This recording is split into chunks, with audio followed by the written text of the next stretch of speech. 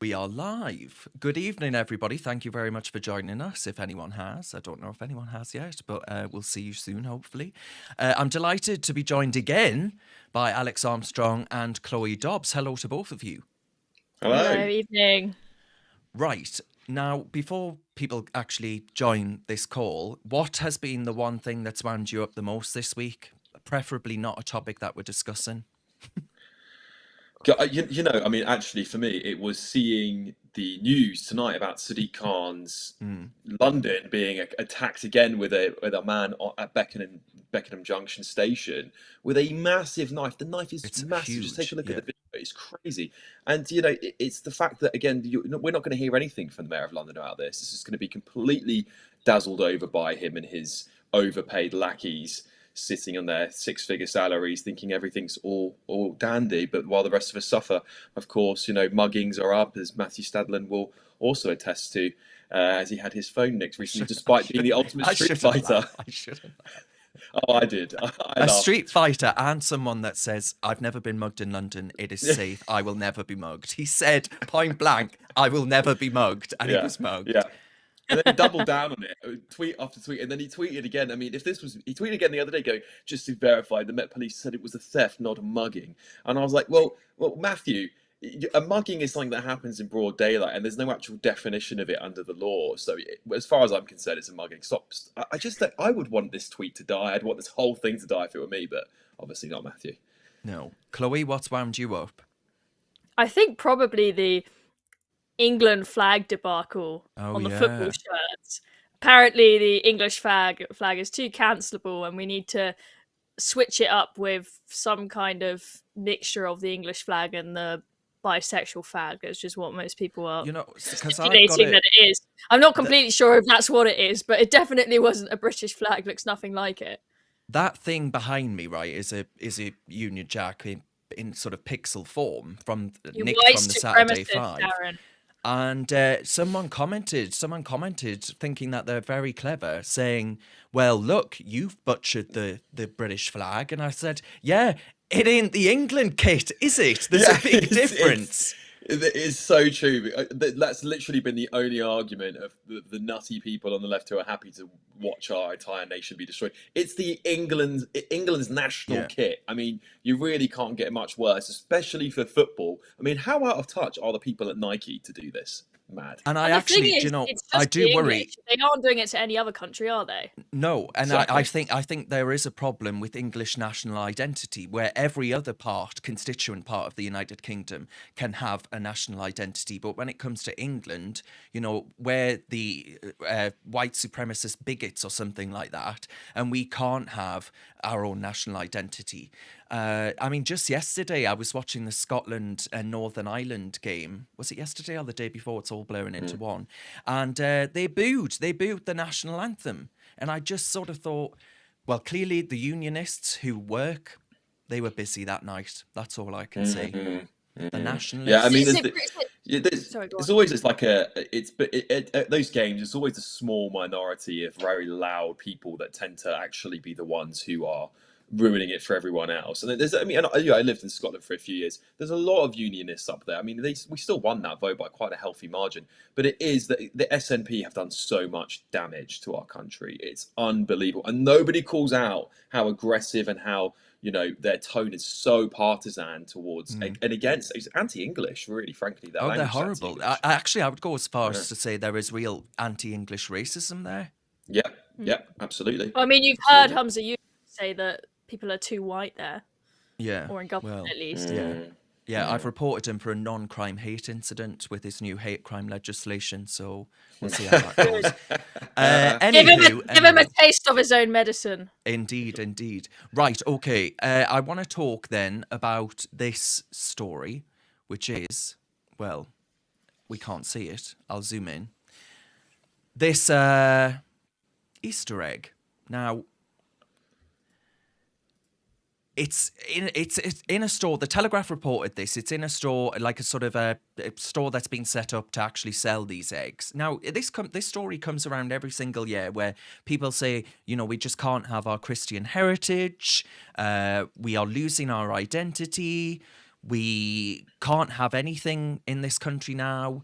And I think they've got a pretty good point, because they're calling them gesture eggs. Now, obviously, the idea, the inference there being that actually it's much more of a retailable product, it's much more sellable if actually it isn't labelled as an Easter egg, but instead labelled as a gesture egg. And to that, I have only one thing to say. If someone hands me a gesture egg, the gesture they will be getting will be this. I tell you that much for free. Have you seen the hot tick buns, Darren? Yes, I have the hot tick buns. They are literally a diversity checkbox. That is what they are. It's, the bun is So like true. a sort of square shape with a tick on it. It is a diversity tick box. And Iceland are the sort of woke watchers in chief of hot cross buns now, which apparently are offensive to certain communities. I mean, just sod off. Get a life. I'm so sick of it. I really am. The same thing happens at Christmas. A lot of corporate companies, and I've worked for some really big tech companies who are so woke. I mean, imagine having to work in one of those businesses. It's awful. And the HR teams that run them basically say, no, we must be inclusive, we must be diverse. But what they actually mean is we must be anti-Christian, we must be anti-white heritage. Anything else is absolutely fine. We used to have Ramadan nights, we used to have, we celebrate Sikh, Hinduism, Judaism. But when it came to Christianity, it was completely washed out as if it didn't exist. Christmas parties became holiday events. And Easter, it was an egg hunt, not an Easter egg hunt. It was all these words, and we're seeing the same now being pushed onto consumers. If Easter and Christianity is so offensive to you, move to somewhere where it isn't. It's a really simple solution. You don't have to live in a predominantly Christian country. You don't have to be here. Yeah. Exactly. And if we sell Easter eggs, that doesn't necessarily mean that we're imposing Christianity on you. You can put them there, and people who want to celebrate Easter can buy them. If you don't celebrate Easter, you do not have to buy it. You have supermarkets with Ramadan sections now, and if they're allowed, if those sections in the supermarket are allowed to be there, let us have our bloody Easter egg section and let us have our hot cross buns. Well, that moves me on to this delightful little snack, which is Kit Kat, and they've released Share the Break with 5 Ramadan characters, and there's perfect example, the Muslim moon and all the rest of it. But can you imagine if someone said, take this off the shelves because I'm offended? Can you imagine what would happen, what they'd be accused of? And there's also Such a very double far line standards. when it comes to a lot of other religions as well. Like in Islam, if they were to depict the Prophet Muhammad, for example, on any of these boxes, there would be outcry about that. So there's also these very fine lines that all these woke companies will go to. They'll push up to that line and go, but we can't go any further. They'll go, well, we've got to protect Islam, we've got to protect Muslim communities. When it comes to Christian communities, they're very happy to whitewash and completely wash out any sense of the Christianity in it at all. It's bonkers. I mean, imagine you called this, I don't know, Starry Moon, 4 weeks of Starry Moon no eating. It's just like, it's the same thing. It's ridiculous. Anything that is white, Christian, or straight in any way. Yeah, it's an open goal for them to attack. But anything else, you tick any box, you have to be left alone. There are 4 million Muslims in this country, right? And counting, right? It's going up and up and up. And 4 million Muslims. And yet we've got to give away every single one of our traditions when it comes to Easter-related or even Christmas-related themes and activities, like the hot cross buns, like the Easter eggs. It just seems like a constant attrition against who we are, what we've been, what people have brought forward as British tradition for centuries. And we can't have any of that. It's seen as, you've got to bend the knee almost in sort of servitude to cultural enrichment and diversity and all the rest of it, and forget everything that we once were. We've got to be progressive, diverse Britain without any of these old trinkets of the past. And that's why I get so offended by this. Yeah. Well, I mean, as you say, it's just a small Chloe. minority. This is a small minority of the population. As you've said, only 4 million Brits. as usual, it is the vast majority of us having to completely change our lives for a tiny minority, as it is with the transgender community, a far smaller percentage of the population than the Muslim community, yet the rest of us have to completely change the way that we address each other, apparently. I can't assume that you're a man, can I, Darren? No. Just because there's some tiny minority of people that might be offended. And the same goes for this. It's the same with everything. Sorry, I'm laughing there because I've just noticed that one of the trending topics on Twitter is fanny fudge. I'd love to see. I don't want to click on that, whatever it is. Don't click on it. But I'd love to see that one be explained to us. Anyway, I was just going to add on to the back of that. I also feel like the Church of England is extremely guilty of washing itself. Justin Welby is possibly the worst archbishop in history, and there's been some appalling ones. And we've seen it time and time again. I mean, we'll talk more about some of these Christian-related topics later tonight, but just like, for example, the allowing of all these people to convert to Christianity, knowing full well we'll get on to that that. They have no intention of it. And this is a guy again who's recently come out and is putting forward 100 million, I think it is, to pay slavery reparations. I mean, it's absolutely bonkers. The man has lost his mind. So I think he's doing a lot of damage. And would I want to actually baptize my children in a Church of England church? Absolutely not. I'd rather send them to a Catholic church. And that's a reality for a lot of people who actually believe in the values of Protestantism in this country. They're now worried, am I part of a church that's virtues have got nothing to do with me anymore? Yeah. Well, there's comments actually for and against what we've been saying. They're talking about, well, actually, Stephen on YouTube, hello Stephen, he says, I'm reporting Humza for his white hatred speech on the 1st of April. So there's going to be a trend there, I think. Well, basically, people are just upset, right? That's what all of the comments are. They're upset either, whichever way they sort of lean, really. Right, but that leads us neatly on talking about Justin Welby, my good friend, about this particular story, where hopefully you can hear this. The flag of Pakistan, the national flag of Pakistan, was flown from the top of Westminster Abbey. Of course, Westminster Abbey being a central pillar of the Church of England, a central pillar of the Anglican community, the communion, a central pillar to royal history going back many, many, many, many years, probably actually 1,000 years. And it's been the home of coronations for a lot of our, especially recent history. And by recent history, I mean longer than the United States of America has existed.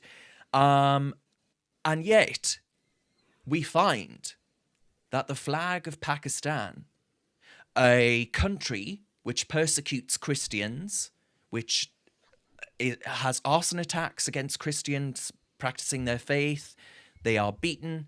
Many of them actually try and seek refuge in this country. Some of them perhaps, we'll get onto that later, but some of them perhaps trying to fiddle that. But anyway, but there was a case of Asia Bibi where she, genuinely was a Christian who refused to renounce her faith and was persecuted for it quite horrifically.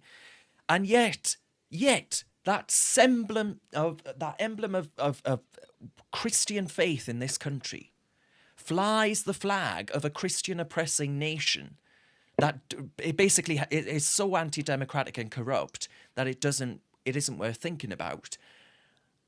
But anyway, let's watch the clip. But I was incensed when I saw this last night.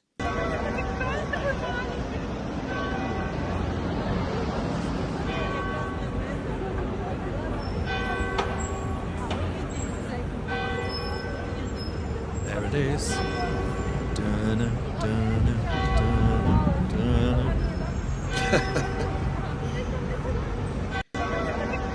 Yeah. So there you see it in all its glory. Now, a lot of the pushback that I've had from that is, I don't know if you can see it on my screen, but it says a national flag is flown when the High Commission of a Commonwealth member state is represented at evensong. The Pakistani flag was thus flown on the 23rd of March 2024 when the Pakistan High Commission was represented at Westminster Abbey for evensong. Well, I'm sorry, but actually, I think there's an argument to say that Pakistan shouldn't be a Commonwealth member, that actually we've thrown out members of the Commonwealth before when they've gone in really anti-democratic, quite dangerous directions. I think Pakistan is a rogue state and actually has a lot of active terrorists in it. And I'm not sure that if we want to make the Commonwealth look like it's fit for the modern world, that actually that's the way to go about it. But apparently that makes me a massive swivel-eyed racist. So there we are. What do you guys think? It just makes absolutely no sense. These are people who, as you say, they're often persecuting Christians in horrible ways. You wouldn't, although I'm so sure some idiots would, but anybody rational would not fly a Hamas flag at a gay pride event, would they? Mm. Maybe Well, apart I from think the they probably gays would. for Gaza. Yeah, that's just what I said. There will be some idiots, but anyone with a brain would not do such a thing. It just doesn't make any logical sense. So I don't think this makes any logical sense. Also, it's important to remember that inside the Pakistani flag there is a symbol of Islam. It's intrinsic in the flag, and to put that on top of the Church of England's perhaps most important religious centre, the Westminster Abbey, is really insensitive, and it's extremely offensive to Christians across the country and maybe across Protestantism, to see that you would never see a Union Jack flown over any religious centre in Pakistan or anywhere in the Muslim world. It would never happen. And I don't understand why our cultures and our faiths have to be so accommodating to everyone else. Anyone would think that the West has fallen and that we are now submissive to every other culture, religion, and superpower in the world. It really does feel like the end of times, and we're trying to appease everybody and say, we're friends with you, we're friends with you. But the West is still the most, NATO members are still the most powerful group militarily and culturally across the entire planet. And it's becoming a point where we now have to feel like we have to backtrack on that. It's like the fall of Rome, isn't it? It's the slow fall of Rome. It's insane. And I think that's what this wokeness has done. This is what this wokeness is about. It's about power and control along lines of, well, deeply rooted in the theories of Marx, communism, and Foucault saying truth and fact, reality don't exist. And I think we start to get into really dodgy territory where, as you say, we're basically on bended knee to some of the worst regimes around the world. I mean, for the love of God, we've just had David Cameron telling Israel to basically stop attacking Hamas and call for a ceasefire at the United Nations, which is the most anti-Israel bent organization I can possibly think of. And watch me get sued by the UN now. And I don't ask for it. It beggars belief, the idea that we in this country, but maybe it would happen, that we in this country, were we to have 1,200 men, women, children raped, beheaded, murdered in our country, say it was people in Ireland doing it, would you really suggest that we wouldn't go over to Ireland to take out those that lie there who are doing these things on British soil? I would like to think that we would, but maybe we wouldn't. Maybe that's who we are now as a nation. You know, it reminds me of a story that in America, I don't know if you must have seen this, you guys, as well, but there was recently the story of a very woke, liberal, white woman who was constantly posting that if I went to Haiti, I would never be raped because it's all about white privilege and actually they're all great, great people, blah, blah, blah, blah, blah. She went over to Haiti, she was raped, and then she came back and then actually defended the people that she was raped by, going, "Oh, that's this is part that's of mental sickness, right? Shooting absolutely actual this hell. is a I real haven't story. seen that. Why haven't I'll I send seen it to this? you guys. This is a real story, and this is the kind of mental illness that it's so insane that you kind of double take on it. And she sit there defending them, going, "Oh well, you know, I enjoyed it, even though I was ripped. I enjoyed it, and actually they deserve to do this to me because I'm white and I've expressed my whiteness in front of them." These sorts of things are exactly the kind of cancer that is unfortunately plaguing the minds. It is a mind virus. I know Elon Musk is absolutely spot on when he calls this a mind virus, because it does eat away at people's identity. It's self-hatred. I can't that's what imagine it why is. people hate themselves so much. Yeah. I mean, the comments are coming in. Jackie on Facebook says, absolutely disgusting. Get our own flag up. Well, a lot of people really quite angry about this. A lot of people bashing Justin Welby, which I think is fair enough. Because, I mean, that man, he seems to be celebrating Eid, Ramadan and all the rest of it more than he is Easter. And that's a bit of a problem when you're the head of the Anglican community, which is a community it's a global community, not just a community based in here. How has he not been ousted yet? Yeah, well, I think because the Church What of is England the is process to on oust death's him? door. I think there would Someone find a basically constitution the and we General will take it Synod. out. The General Synod would have to get together and say goodbye, Mr. Welby. Oh well, they all voted in favour of the reparations, so They did. good luck with that. They did. I had a debate on GB News about this reparations thing, and this is exactly why the Church of England. I started my part of the debate by saying, Church of England is dying. It is dying in this country. It's on its deathbed. And I was laughed at by the two other, my opponent was Abbey and Kona, and the GB News presenter going, oh, well, there's lots of millions of Christians in the country. I go, yes, but I wonder how many are still practicing, and how many feel that the church's values today are what they believe in, because I don't find many Christians that I speak to believe at all that the Church of England represents them. In fact, they're pretty disgraced by their behaviour. And also make the point that reparations, I mean, slavery has been going on throughout the human history, and the Barbary slave trade, which was a massive amount of Europeans traded into northern African Arab nations, into Muslim states. We will never get an apology for that. I can guarantee you that much. But the expectation is, because you're white, because you're Christian, you must apologise. You are evil. You are colonialists. And despite the fact that Britain spent millions and millions and millions of pounds, 50% of its GDP, to destroy slavery across the world. There's no thanks for that. I think our YouTube channel is currently being taken over by, let's say, those that practice the Islam faith. Islamists, extreme Islamists, bring it on. Isan has commented saying, Chloe, dear, you would look beautiful in a hijab. Should we buy you one, Chloe? Well, I've actually, one of my greatest things is my hair, which is what I normally get complimented on. So if you can't see that, I'll be doomed. You've got beautiful hair. Fascinating fascinating, because I think some women can look beautiful in a headscarf, and I see many women used to wear it as a fashion accessory.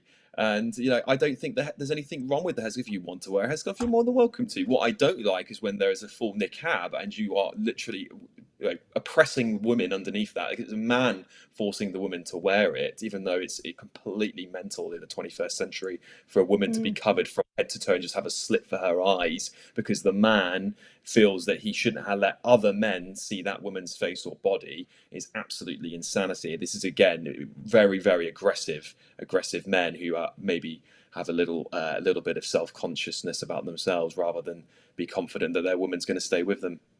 Yeah, I'm sorry, that's just not the way agree. we do things in this country, right? Women are as free as we are, and women are as competent and capable as we are. Chloe is a bit of a bad test subject, but apart from that, I joke. Exactly, and if you want to come to Britain, you can respect our values, and if you want to force a woman to wear hijab in this country, then I'm sorry, but you can leave the country. Yes. Exactly. I would doubt that the person that's commented that is actually from this country, but I could be wrong. Right, let's talk about this story then, because it's a bit of an interesting one, where the Spanish prosecutors are seeking a 2.5-year prison sentence for Luis Rubiales, is it, Alex? Rubiales. Rubiales. I could be butchering that, but yeah. Over this Kissgate scandal, which viewers might remember, where he's now paying £85,000 in compensation, but they're seeking a prison sentence. Now, what he did was this, where he grabbed this woman whose name is Hermoso. I'm not very good with Spanish names. Hermoso. Hermoso. Espanol. So one of my And hidden talents is Spanish. You anyway, can tell after a Darren game, spent one too many trips with Benidorm. well, after a game, he grabs her and he gives her a good old kiss, with sort of jubilation and excitement. But people were saying that this is blatant misogyny. He would never do that to a man, and they're now seeking for him to absolutely lose everything. He's handed over 85,000 quid in compensation. He's been quizzed. He's given. They've uncovered solid evidence pointing to the potential illegality of the case. Now, I don't know what that illegality is, whether or not it's sexual assault. They're saying it wasn't potentially consensual. I looking at it, perhaps it wasn't, but I don't think you should ever go to jail for 2.5 years for kissing someone. Like, I just don't. I think it is. I think it is so. I think it is so. It is so over the top. It is Me Too culture gone way too far. Now, do I think that this was completely appropriate what he did? No, it was clearly a heat of the moment mistake. Now, bear in mind the cultural differences. Anyone who's been to Spain knows that they're kissing each other on the cheeks, left, right, and centre. Clearly going for on the lips was maybe a bit too far. So I do sympathise with him. This has been blown way out of proportion, even though I think what he did was somewhat wrong. I think my worry is that young men are going to look at this and think, as they do every time they see that someone's had some crazy allegation that's completely overblown, that they better never make a move on a woman in their lives because they're going to end up thrown in prison. I can't remember the exact stats. It was ones Chris Williams brought up on his podcast on the percentage of women who want men to make the first move. It's the vast majority of them. It's like 80% or something like that, versus the percentage of men who are willing to make a first move. And it's tiny because most men think that they're going to be accused of something and seen as creepy if they make the first move. And it's having a chilling effect, isn't it, on actually fermenting relationships. And perhaps that's got something to do with why we have a rapidly declining fertility and birth rate in this country. We do. It's shocking. And just to go quickly back onto this story, because I think the birth rate thing is a really interesting topic, by the way. But to go back onto the story, the player in question who has obviously raised these allegations posthumously from after the event, I think some people forget exactly the series of events. Afterwards, she was filmed on a coach with her friends on the way out of winning the cup, literally laughing about it, making jokes about it to everyone on the coach. And so she really couldn't have been taking it that seriously. If it was something that was seen as to be quite serious, I can imagine, if it were me, I'd be going, let's not laugh about this. I'm furious that he's done this to me. Like, that would be absolutely out. That would be the way that most human beings would respond to something, I think, if they felt like it was a huge deal. I don't know, maybe I'm wrong. But it just seems really, really rich that they've gone after this poor bloke for literally, being who was a huge supporter of women's football, by the way. And you could have just turned around and gone, look, that wasn't very good. Don't do it again. Bad behaviour. But now to go after him for a 2-year prison sentence. Yeah, I mean, this absurd. is exactly what you're talking about, Darren. Poor boys. I mean, there's kids who kiss each other on the playground every day. We're going to start sending children to juvie over it. I mean, what kind of message does it send that you can't have a little bit of playfulness or be slightly wrong or just do something wrong and not feel like you're going to be chucked into prison? But also, though, not to go back to a sort of Christian element, but there is absolutely no forgiveness in society anymore, whether that be Spain, whether that be the United Kingdom. There is no forgiveness, and there is a desire to destroy someone's life with a venom and vitriol that I think has only come about in recent years. And I find it deeply, deeply troubling. We should be allowed to make mistakes. It's part of humanity. It's part of life. Forgiveness and forgiving is part of what was part of a rich Christian tradition. And we've forgotten all of that. And I think that's deeply dangerous, actually. But I want to read out some comments. So Sue's got a nice comment, and she says, "This channel gives me hope. Good to see some younger people with common sense and good English values rather than woke and incapable of critical thinking." Thank you very much, Sue. That's sweet. And Thank you, Sue. I'm afraid to tell you, Chloe, that Insan is back. Oh, And, what's he got to say now? Insan says, I'm born British, but I can't wait to go back home, with a Pakistani emoji. No, I mean, go Okay. tomorrow, Insan. Says it all. I mean, what's stopping you? Goodbye, Insan. Yeah, See you we later. won't miss you. You won't be missed, unfortunately for you. Goodbye, Well, fortunately for goodbye. us, but we wish more people who didn't agree with the values of English would do the same thing. I mean, we're happy. I mean, you can leave as soon as I think you're 16, 18. So feel free. I hear they JH give out replied $3,000 saying, if you go to Rwanda as well. That's also yes, you an could go option. to You don't want to Rwanda. go back. Yeah, $3,000 free money, all at the taxpayers' expense. Unfortunately, he won't be eligible because he was born here. But if he were to go over to Calais, chuck his papers in the water, he might be eligible. Oh yeah, absolutely. Just put a life jacket on. He'll get a few nights. JH, Insan, I'm more than happy to pay for you to leave. So there we are. Now, and Sue's chimed in saying, hurry up and go away.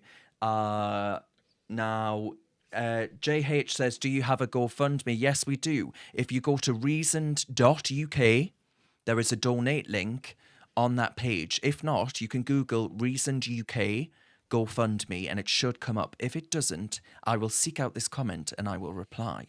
Now, what else is there? They're talking about Spain and saying how sad this is to see it really quite sad case. And that actually, well, Darren has a good point. He says, male footballers kissed each other in goal celebrations throughout the 70s, 80s and 90s. But then Abdul, who I think is a friend of Inan, who has joined from... I actually think he is. That wasn't me trying to be funny. It says, no man should ever grab a girl and kiss her without consent. Simple as. I mean, I wish more people thought like that. I mean, you know, there's consent is imperative, but unfortunately, if we take the cases of many parts that are dominated by, you know, especially immigrants from Muslim countries, we tend to find the opposite happens. Where, you know, places like Bradford and Rotherham, where there's been rape gangs of young girls, unfortunately. So yes, I wish more cultures and more groups of people in this country had those beliefs too. However, in this case, I believe from looking at the video and looking at his actions, it was just a congratulatory, I can't believe you smashed it and you've won the cup. I mean, again, there are moments that should be forgiven, but I don't think I can forgive the people from Rotherham for doing what they've done. One thing I will say is that I do think Slim has replied saying, I have seen that. I love he can't young spell my Chloe. name though, so he hasn't got a chance. Oh no, Sorry, she is a fine lass. Oh, poor Slim. Where's the H in my name? JH has replied. JH, you beast. He says, I meant to GoFundMe for Insan to leave. Oh no. Well, I'm not going to set that one up. I'll probably never work again if I do that. Anyway, that's so funny. So, well, actually,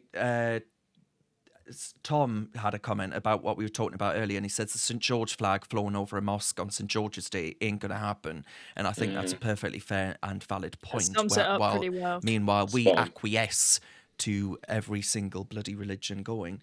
Anywho, let's talk about this next story, which is let's watch this video and then we'll explain what it actually is. In an ironic twist in the tale, when Abdulaziz was buried, where's the video of the coffin? You might need to scroll down actually. Well, that's a picture of the coffin. Is there a video? Oh, yeah, there was. There was a video. There was a video. Try reloading the page. Yeah, maybe give the page a reload. But, reload. Yeah, no, that's still the BBC story. Unless it shows. In an ironic yeah, it could. Yeah, there we go. There we are. Right, let's watch that. As these exclusive pictures given to the BBC show, it was a Muslim ceremony at the request of his friends and family. Daniel Sandford, BBC News. So that's Daniel Sandford there at the BBC reporting on ironic twist. Abdulaziz, who was the guy involved in that horrific attack with alkaline thrown in this woman's face while she was with a small child, and children, I think, plural, more than one. And His body was later found in the Thames. But the interesting thing about this video... BBC show, it was a Muslim ceremony. It was a Muslim ceremony. There you are. You hear it on the BBC, clear as day. It was a Muslim ceremony. There we are. We have the photograph there. Muslim ceremony. Why then, Chloe, proffer me this. Why would a man who came to Britain, was rejected for his asylum application on several occasions, eventually found a judge who was sympathetic to his plight, in which this man said, oh, I've converted to Christianity. I'm a Christian through and through. There is nothing I would not do in the name of Christ. And this judge says, oh, very well. And, the priest that gave him, got him into the church, converted him into the church, said, yes, he is a Christian through and through. It's not like they're desperate to get bums on pews, is it? And this is not only a really serious, egregious breach of national security in which a man, I would argue that the authorities, that judge, the authorities involved in the asylum application, who should have rejected it again, who clearly should have recognised that this man had falsified his Christianity, they actually have that alkaline attack on their hands, if you ask me. Absolutely. This really makes my blood boil, and this should be absolutely scandalous for the Home Office, because Abdulazidi was, after being convicted as a sex offender, then went through this Christianity conversion. But when he went to the interview at the Home Office to prove his Christianity, he actually couldn't answer even basic questions about the faith. I think he thought Jesus was called Jacob or something like that. He didn't even know the basics. It was clear as day to anyone with a brain interviewing him that this man had not genuinely converted to Christianity. Yet they approved his case anyway. And whilst he was going and sitting in the church to try and get his case approved, he had to have extra members of staff watching him every time he went to church because he was a convicted sex offender. The Home Office let this man stay in the country. And also bear in mind that when the Abdul Azidi case first came out, the Home Office were trying to keep their distance and say this has nothing to do with us, it's all down to the courts. But now that this information has come out about that interview, it is clear as day that they are guilty, and guilty indirectly for what happened in Clapham. It's and the reporting that I just watched there, they didn't mention that he was supposed to be a Christian, right? The BBC didn't mention all of that, which I think they have a duty to. But also, I think something that needs to be mentioned, the BBC, when he was on the run, when this guy went on the run after doing what he'd done, they were saying, oh, a man from Newcastle is suspected of an alkaline attack. He's not from bloody Newcastle. Get a grip. I don't think Abdul's a Geordie. I don't think he's going to St James's Park anytime soon. This is just ridiculous. I just can't bear the political and media class, the established ones anyway, their view, their opinions on these things. We need to actually start calling this out for what it is, which is, I think, an abuse of the generosity of taxpayers that have had enough. We don't want these people coming here. Yeah, and what's also really shocking, the fact that he's not going to face any justice now, unfortunately. No. And one of the reasons why he's not going to face justice is the time it took for the Met Police to decide to release an image of him. It's quite unprecedented for them to take, I think it was 2 days. So it was a ridiculously long time that there was no photo circulated of a man who'd walked down the streets of London. The police will hunt you down if you don't pay your bills or you miss a BBC license fee. But when it comes to hunting down a man and putting out a statement about his looks, his ethnicity, where he's been, what his background is, they seem to take a lot of hesitation. And that's what allowed him to get away scot-free, unfortunately, and avoid being captured for days. You know why that is, though? You know why that is? Because they were scared of being accused of racism or whatever else to actually describe this man. So one, Yeah, you know, we absolutely. Just saw like that with Rotherham. the girl, exactly, just like Rotherham, where we saw not just Rotherham, but there was Telford, there was other parts of the country where young girls were sacrificed on the altar of diversity and inclusion and not wanting to be accused of the R word. And I say tough shit. Call me whatever you want. You need to start calling this out and being open and frank. Can I And just this add is to why that? diversity and inclusion is so dangerous, and it's not nice. They think that it's this nice, cushy thing, and we're all just being picky, saying, "Oh, we don't want to use your pronouns and go along with this woke agenda." But it clearly is very damaging.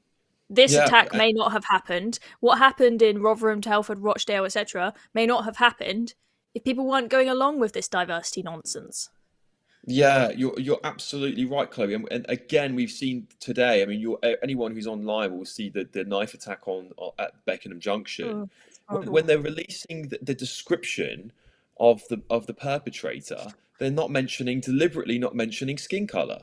And it's really important that that's an identifiable part of a human being, is what ethnicity they are, because it's quite clear. And if you were to take Azadi as an example, he's got very distinctive ethnicity, and it can help people identify a dangerous person in front of them, first of all, but also help people, the police, track down the perpetrator. We've got to get away from being worried about going, oh, what does it mean? You use the term black, and no one's going to care if there's a man walking around with a 12-inch knife stabbing people in London, what his skin color is. Surely, if it was a white person, brown person, black person, whatever, we just want to find the criminal.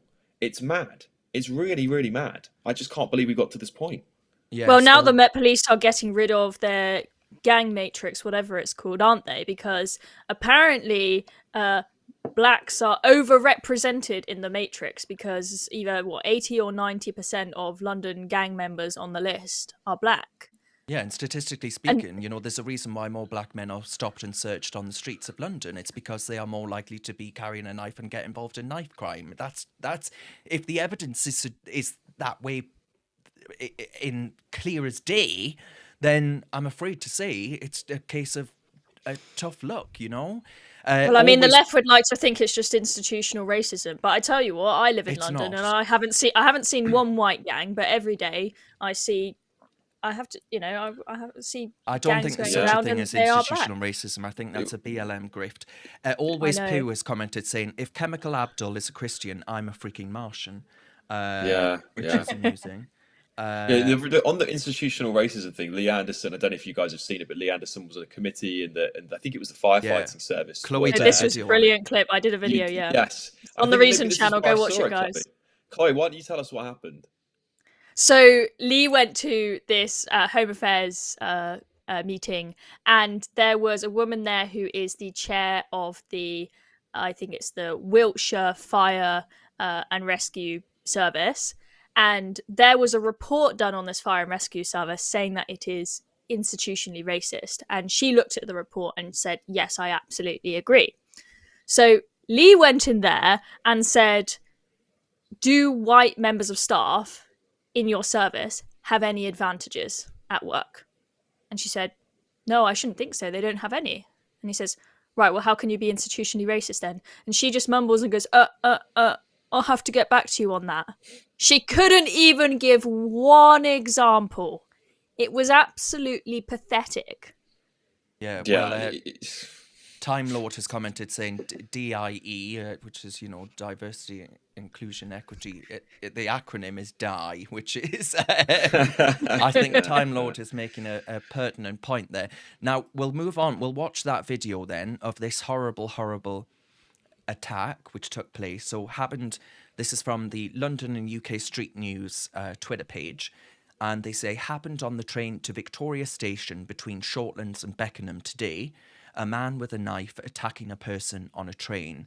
I mean, it's not a knife of anything I've got in my bloody kitchen. You know, that is a zombie blade of some nature. But we'll watch the video. If anyone actually, before I play the video, if anyone is squeamish, if anyone does not want to see someone with a knife going at someone, you do not see the person in any harm, but you do see the man using his knife. So if anyone is offended or disturbed by such sights, which is perfectly reasonable, then please look away now.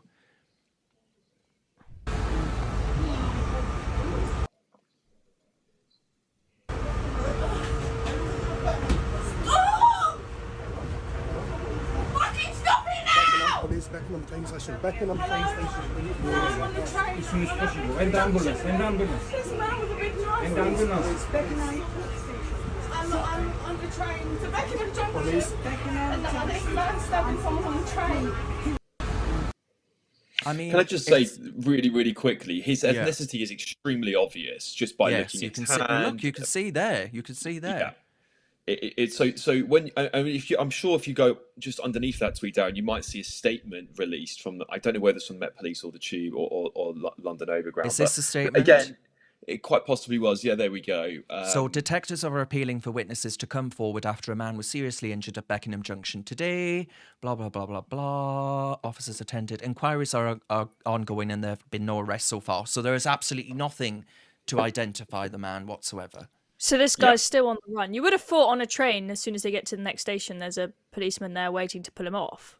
But do you know what When you're on a train, you can't just get off and run, right? You would have thought it's quite easy to catch this guy. I'm very surprised if he's on the run. Montgomery commented on Twitter and he said knife is a bit of an understatement, which I think it looks like a sodding sword. It does. But do you know what I would say?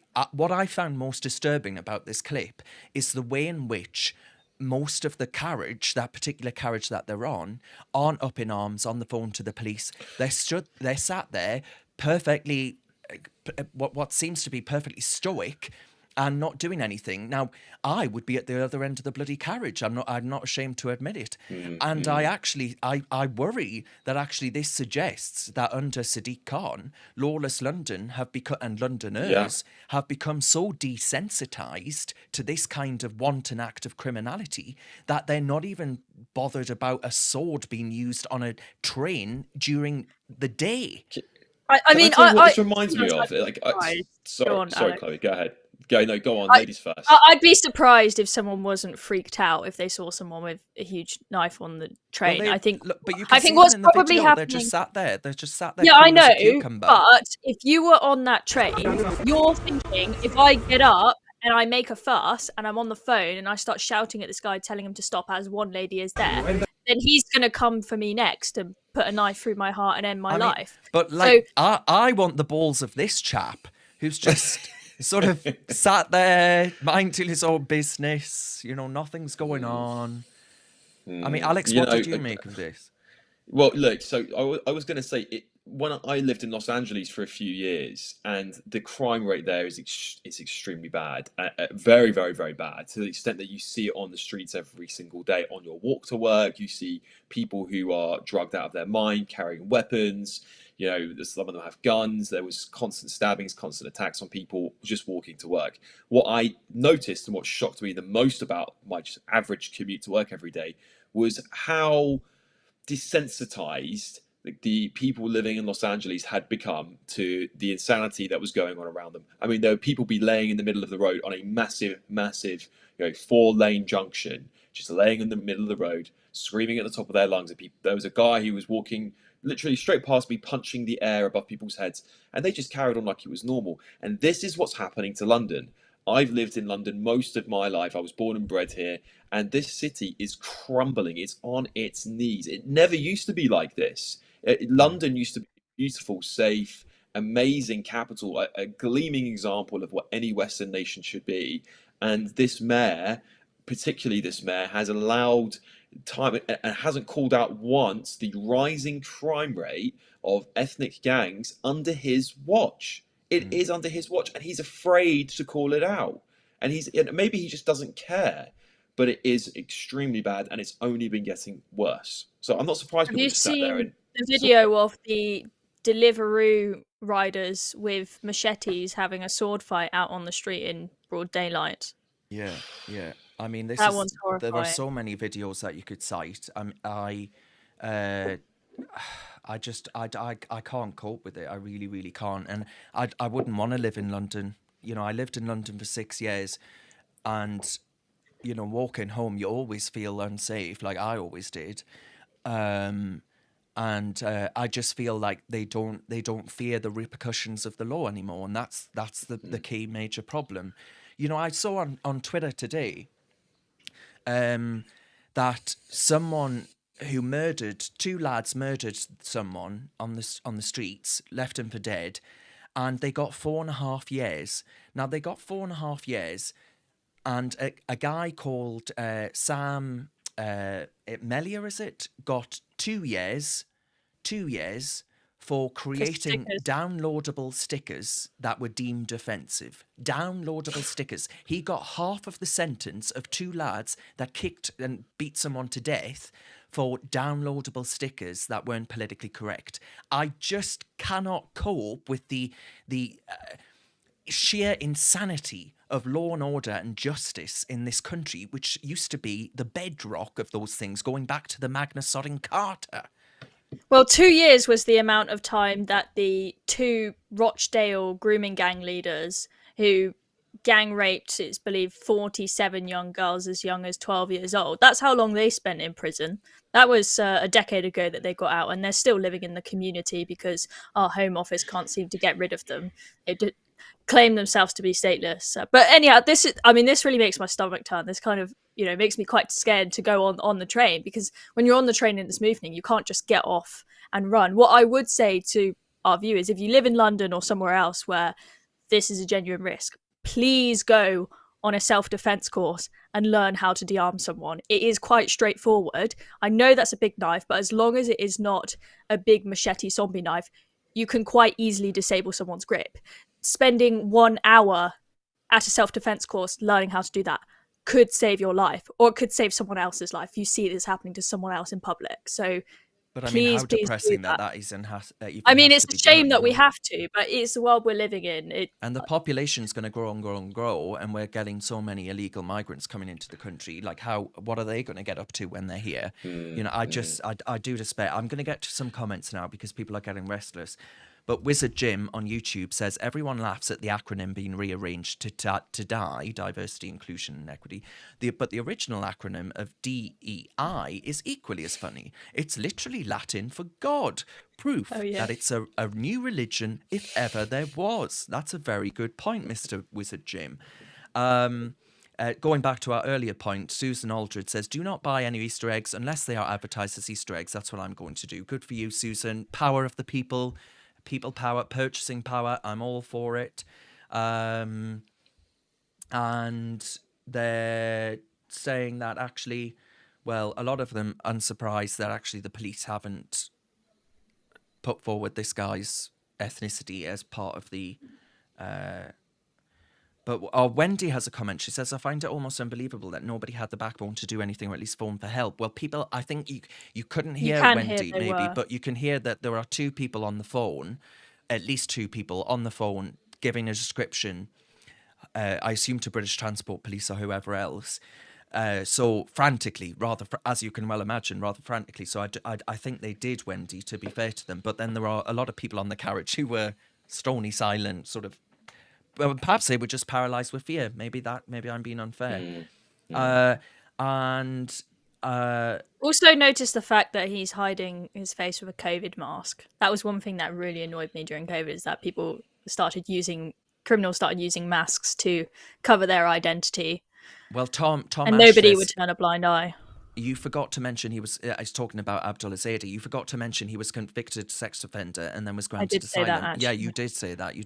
So you weren't listening, You are wrong, Tom. Chloe did say that. You are excused. And Mark Wright says, why did our grandparents fight for our freedoms? They will be turning in their graves. Makes me sick. And JH says, the amount of CCTV in London, they must be able to track him down. Yeah. Yeah, we thought that about Zaidi as well, and unfortunately that never happened. So I think he'll probably get away as well. Right, I want to talk about something a little lighter, but probably just as anger-inducing. Charlotte Gill, who I used to work with at GB News, she's a journalist, and she has written on her Substack, she's been trawling through a series of research projects that have been awarded taxpayer grants for this research, and how taxpayers are essentially spending millions of pounds funding woke ideology and for some of the most extreme ideologues that the world has known. It's jobs for the woke, and it goes round and round like a vicious circle in perpetuity, and we keep doing it. So Charlotte, this is where she gets her research from, the UK Research and Innovation website. And this is all publicly available, by the way. And this first one is a research into the Europe that gay porn built, 1945 to 2000. And it's Birmingham City University. Don't send your kids there.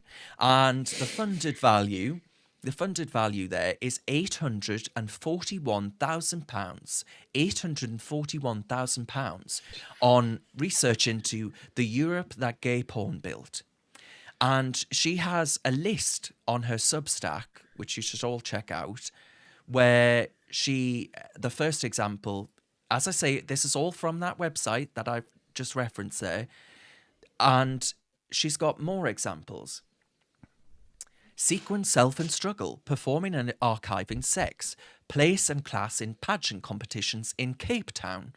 British taxpayer funding value, £189,000.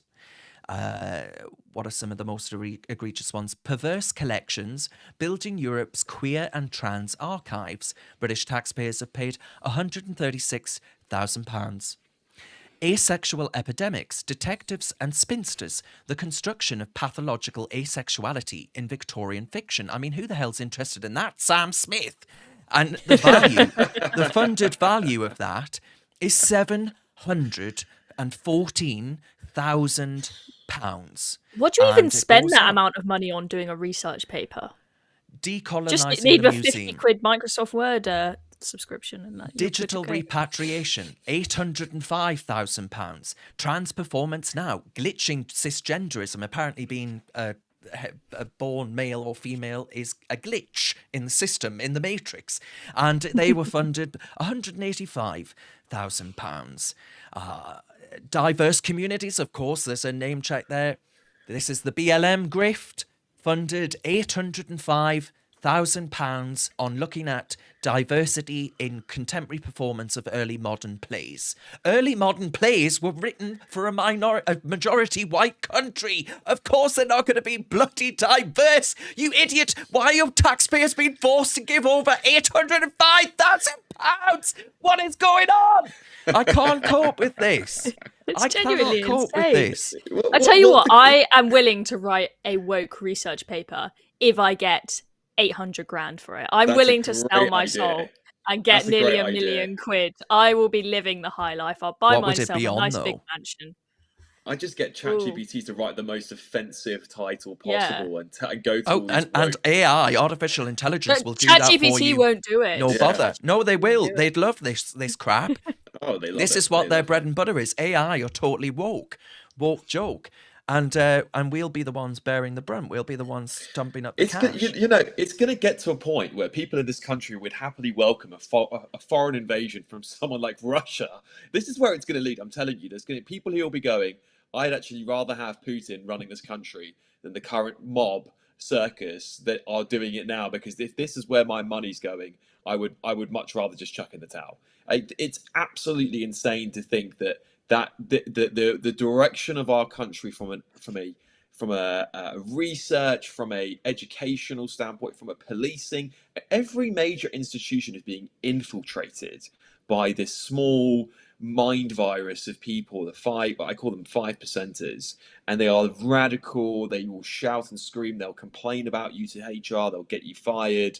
They'll troll your social media accounts. These people seem to have infiltrated the deepest cracks of society and are literally just putting a wedge in the middle of all of us and going, we want segregation back, by the way. We want labels back, by the way. And it's madness, Darren. It's madness. It's madness. Well, I mean, Annette this is on the Facebook, thing is that Annette we're Day losing. commented, hang on, I'll just read Annette's comment. Annette says, unbelievable what's going on. I sometimes think I'm in a parallel universe. And I think we all feel the same way. Yep. Yeah, really do. Really, really do. Yeah, what I was going to say is we are actually losing the case for democracy. All the other countries that are not democratic are looking at the countries that allow people to vote and see that we've all gone absolutely bonkers. And I think there are a good number of people who are now saying, actually, maybe Putin's Russia is better. They don't have any of this woke nonsense going on.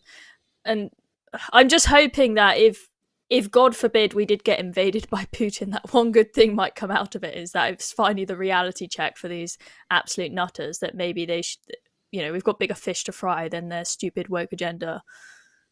Well, I don't think I'm going to be calling for Pres Putin to come to the UK anytime soon, but No. I think there might be one or two problems, certainly in my life. But anyway, moving on, I want to highlight this other, just on that story. The last little point I just want to make is this one where the taxpayer has stumped up. This is an astronomical sum of money, and the taxpayer,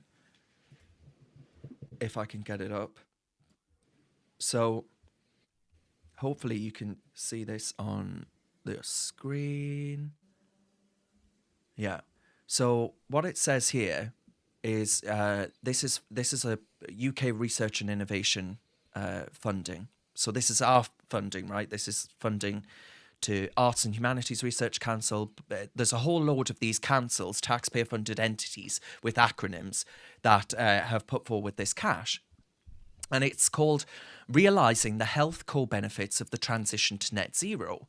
Now, I think I could do that one for free, actually, which is we're going to be colder, we're going to be poorer, and therefore there are no health benefits because there's going to be a real knock-on effect with people, especially the elderly, being unable to heat their homes during the winter, and people won't be able to get out and about in their cars, etc. There are so many ways in which this would impact our lives in a really astronomical way, which politicians are simply playing fast and loose with the truth on this. But I want to just read out the amount because it's staggering. So for realising the health co-benefits of the transition to net zero, the taxpayer has stumped up £34 million. 34 million. And you just think, what could 34 million quid have gone on?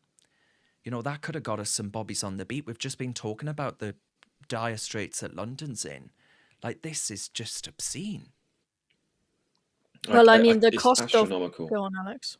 No, I was just going to say, really briefly, I mean, it's astronomical. And where British people are crying out for help, this is the worst economic crisis that most of us have seen in our lifetimes. And even those for the young people that have even lived through the financial crisis and for the older generation who've lived through maybe 2 or 3 financial crises now. And they're being told, well, sorry, you're on your own.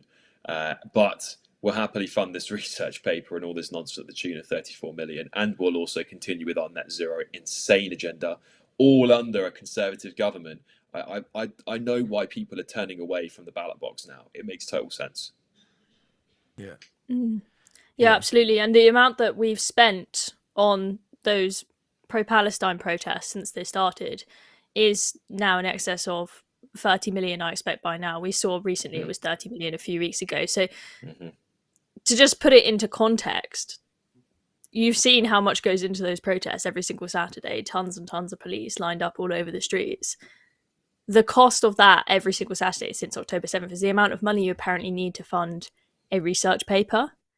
And think, as Darren said, this could put more bobbies on the street. If that amount of money can put the number of policemen on the street that we've seen put on the streets for the pro-Palestine protests, maybe we'll see knife crime going down finally. But also, though, what does this tell us about the Conservative Party's priorities? Because they've been in power for 14 years. They promised a war on waste. They promised to get in tune with the British people's values. Well, we've seen migration's gone through the roof. And by the way, in Jeremy Hunt's latest budget statement, it relied on Office for Budget Responsibility forecasts, which still had net migration at 350,000.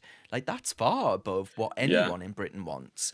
I have a theory about this, Darren. Can I just, sorry to interrupt, because I have this amazing conspiracy theory that the Liberal Democrats never left government, that they just transformed into the Conservatives, and it was the Tories that got booted out in 2015. It is insane because they are not conservative by any means. Fiscally conservative, they are the biggest state spenders in history. They are not conservative on crime. They are not conservative on anything, quite frankly. And I would happily see the entire party completely obliterated at Well, I this think point. you're going to get your wish at this rate. I really, really I hope do. so. I really do. You would have thought with the polling this bad, they'd finally start turning it around. I thought that they would get the kick up the butt that they needed by now, but clearly not. So maybe a total wipeout is what is going to be needed to actually get them to pull their act together and actually become Conservatives again. But time will tell. I mean, Jeff has commented, and Jeff says on YouTube, good evening, Jeff. He says, let's face it, Parliament, well, basically all the institutions are nothing but a cartel of Judases. And I think that this is, you know, what you were saying about democracy earlier, one of you, I can't remember who it was, where actually there's just a complete lack of faith, trust. There's going to be widespread apathy. And actually that loss of confidence in who we are, in our institutions, in our public officials, that's really, really damaging. That's serious. Yeah, it's extremely damaging, because at the end of the day, the country has gone to the polls for 3-4 elections. And I forgot how many elections the Tories have had now, but for at least three or four elections. And they've said very, very clearly from Brexit and before that we want immigration to be lowered to the tens of thousands, as every single prime minister and foreign I don't want it lowered to the secretary tens of promised. thousands anymore. I want it nothing. I want Zero. it to be zero. I agree. Yeah. But even if we go back all the way to 2014, when the Tory party was facing UKIP as their biggest threat, they said, "What, we're going to get immigration down. We're going to have a vote on Brexit." These were all things that people wanted to control immigration with, and what they've got is double immigration, because the Tories have just completely taken their foot off the gas and gone, "Oh no, we want more immigration." I can't believe that a party who's literally almost lost an election in 2015 because of immigration has decided, nah, it's all good. We're doing great, and now they're suffering for the consequences of their actions. The devil plays on YouTube says it will be so much worse under Labour, and I just want to come back to that, because I think that's absolutely true. It's undoubtedly true. I'll probably be in the clink, but you know, I think the problem here is that the Conservative Party can't keep getting away with it.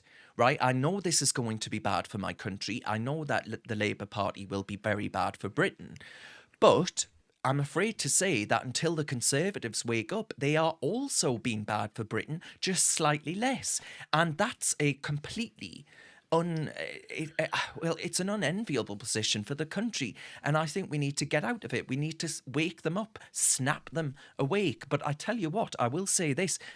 With the amount of MPs that are leaving Parliament right now, the Conservative ones that is, the CCHQ, the Conservative Campaign Headquarters, the selections that they're making in those seats do not fill me with any hope that they're being replaced by true blue Conservatives. And that's what's needed. So I'm not optimistic that there will be a massive turnaround within 5 years. I think Labour are going to be able to run riot in this country, and I don't think we'll recognise, even 10 years on, what Britain looks like today, which ain't great at the minute.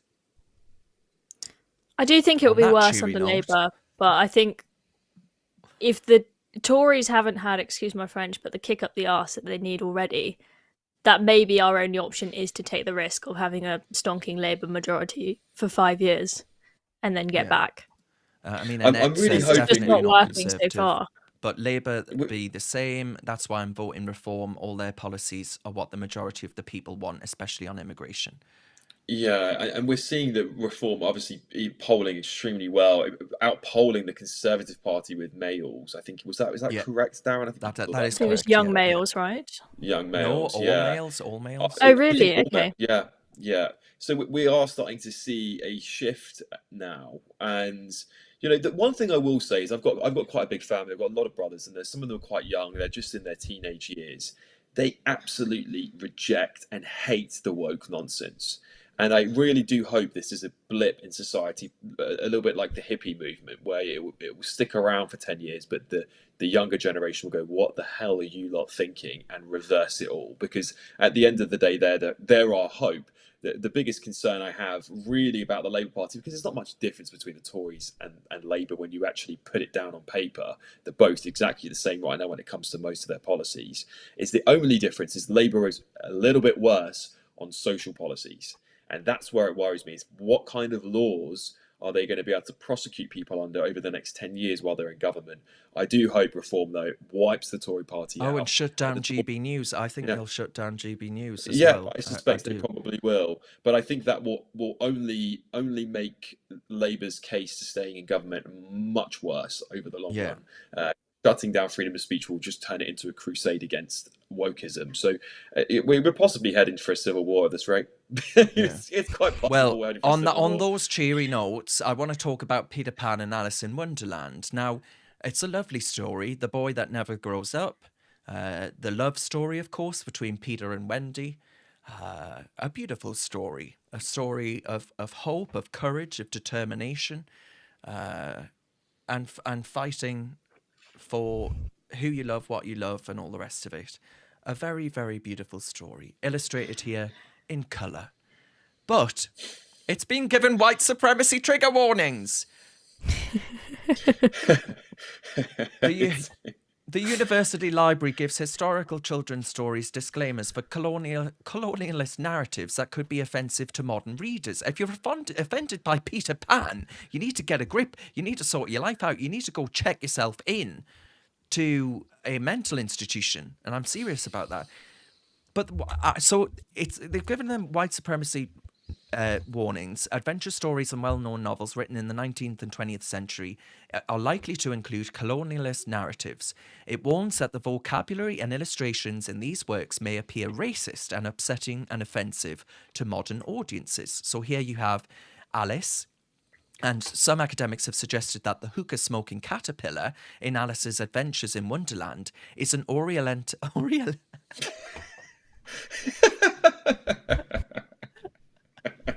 Orientalist depiction, and there's the caterpillar having a good old boff on the hookah. So that's colonialist. This one here, Verne's Around the World in 80 Days, is in the restricted section because of outdated vocabulary such as coolies. I don't even know what a coolie is, to be honest, but it's offensive, it's restricted. I thought they'd be offended by the fact this fellow's wearing an Indian dress when he doesn't look like an Indian.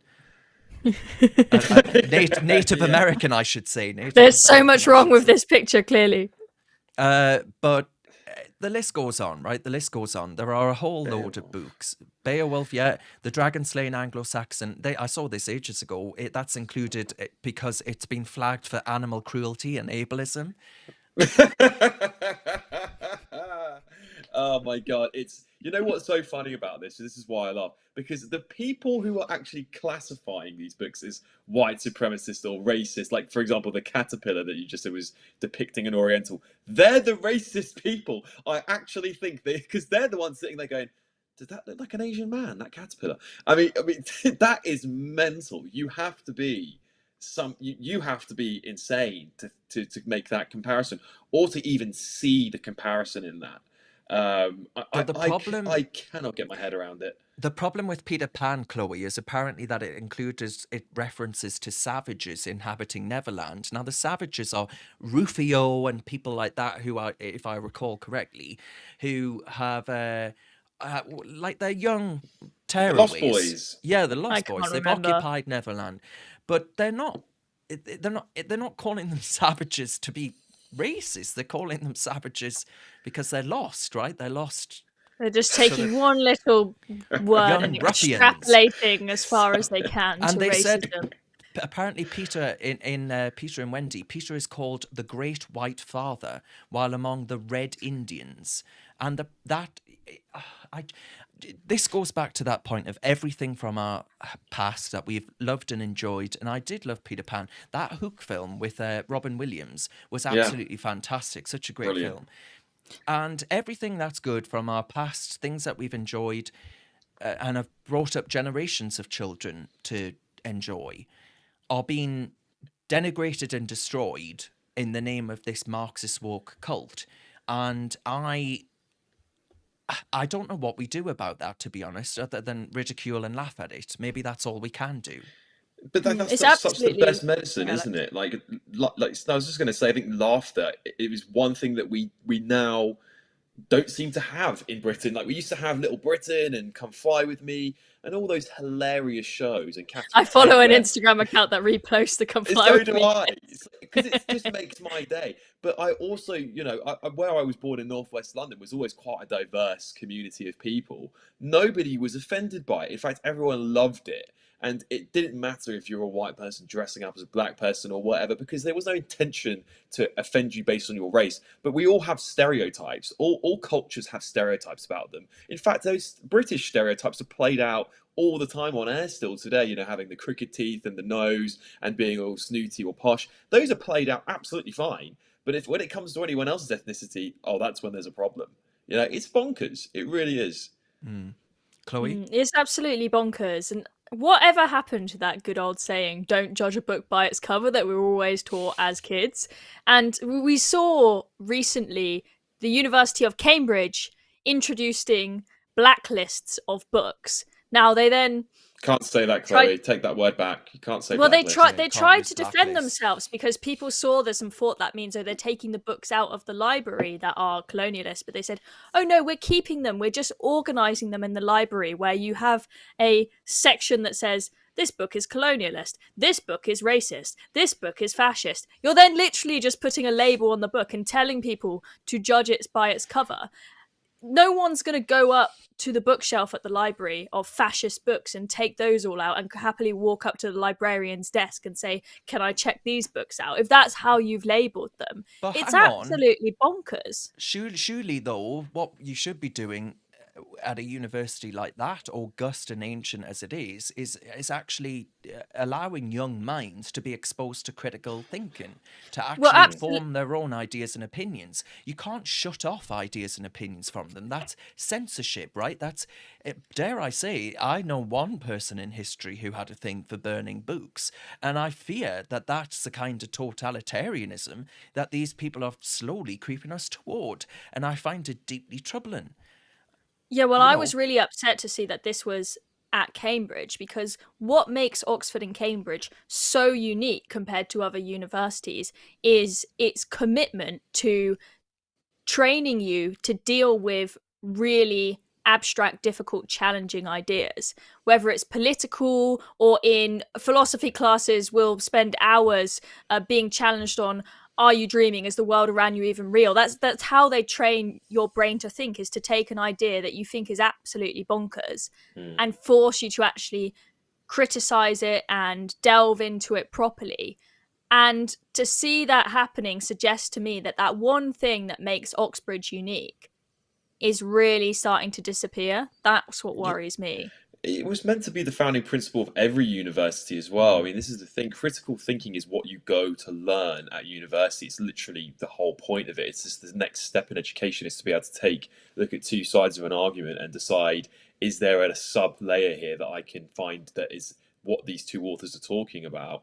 And now it's more about my opinion as the student is this, my ideology is that. That's not what it should be about. I'm offended by X because this person mentioned X race. Rather than actually going and looking for the facts, it's about giving opinion, and this is a huge problem with universities. But I mean, don't get me started on universities, because I would shut a lot of them down, actually. I would I have would far too. fewer students going to university. I So think would I. they've become cash cows for foreign money, for the elites around the world to send their kids to schools. They're no longer focusing on Britain. They've got so far off the track of everything that you've just said, the values of the Enlightenment, to actually focus on inculcating young minds with good ideas, or to form their own good ideas. We don't do that anymore, and I think universities are corrupt, broke, and many of them need to go. And a lot of them are funded by one of our greatest enemies, China. The Chinese own a massive percentage of our universities now, and I think the government have been trying to block them from getting any more investment in. But it's an insane amount, and they have so much power over what is taught in those schools because they sit at a board level and say, I don't want anti-Chinese or anything criticizing Xi Jinping to be taught in that university because my kids are going to go there. This is the kind of stuff that happens at the top level, and it's one of the biggest problems with globalization. Well, we saw a course get pulled. Was it at King's? I can't remember which university it was, because the course had some PowerPoints in it which spoke about slavery in China, and I think some Chinese students complained and said that needs to be taken down, so the whole course got pulled. They've got this much of a grip on our education. I know tutors at my university have said to me before that they have had difficulty with some of the Chinese students not being willing to actually speak freely in lessons or when it comes to political matters, because they've been brought up in a way such that they are scared to speak freely, and that's quite a difficulty for the tutors. Yeah. Right, on that cheery note then, on the note of, I did try to look for a nice story of Peter Pan and Alice in Wonderland, but alas, they are now racist and problematic, so I'm afraid we can't do. But on that cheery note, we will call it a night. Thank you very much to Alex Stevens, and thank you very much to Chloe Dobbs for joining me. I've been Darren Grimes, and you've been watching Reasoned UK, which you can support at one of the links in our description. Reasoned.uk is the website you need. There's a donate section there. If you've enjoyed what we're doing, what we do, share our videos, get involved, comment along.